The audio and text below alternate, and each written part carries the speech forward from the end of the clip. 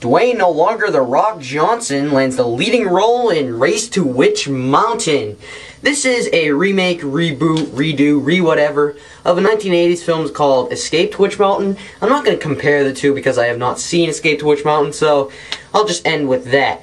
Now, this is not a terrible movie, and I'll get into reasons why in a second. I just want to say, there are a couple of boring parts in this film, so if you take your kids to see this and you think it's just going to be a lot of action, non-stop humor, no, there are a couple of boring parts, and if your kids are under the age of 10, they might grow weary and just start running around and stuff, so I'm just warning you.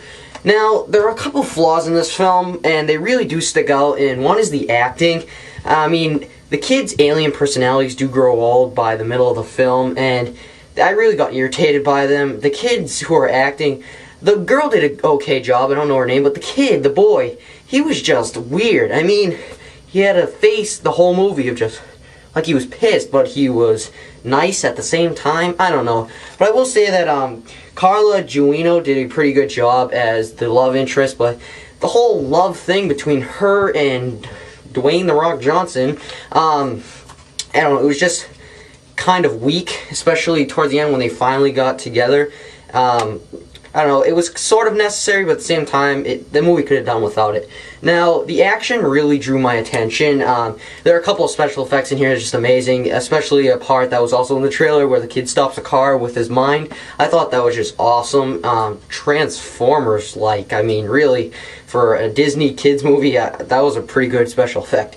But the story, it's been done so many other times before that I really didn't think it was all that good. I mean, they completely ripped off E.T. at the end. And speaking of the ending, Dwayne The Rock Johnson showed me one of the worst acting things I've ever seen in a movie. I mean, he tried to cry, they tried to make him to cry, and it was just, I was laughing so much at it. It was so bad. Maybe they were just trying to make the character not cry so much and try to, you know, be all weird about it because he's supposed to be a tough guy who was once in jail. But if it was just The Rock's, you know, trying to acting, it was just terrible. Now, I'm going to give the movie a 1.5 out of 5. I was debating whether to give it a 2 or 1.5 on the way home and all day because I had to work right after I saw the movie at 12:30 because I had half a day at school. But yeah, I'm going to go with the 1.5 just because the crying scene at the end is just so bad. And why is Gary Marshall in this movie? The man is a comedic legend, and he's doing random Disney kid movies. I mean, he should be retired. He's done his part. He's done. But, yeah, it's definitely not worth seeing in theaters unless you really want to go see it. I mean, if you have kids, I can see why you want to go see it this weekend if there's nothing else to do, but I'd wait for a DVD. A couple scenes do grow pretty boring, and I just really wasn't into the story all that much. I've seen it so many other times, you know.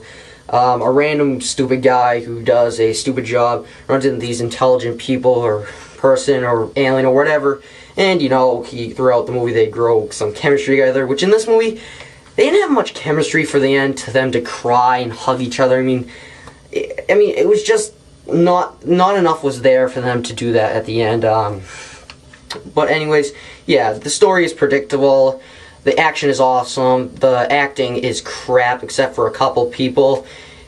And the special effects are amazing. So, yeah, 1.5 out of 5. You should wait for DVD.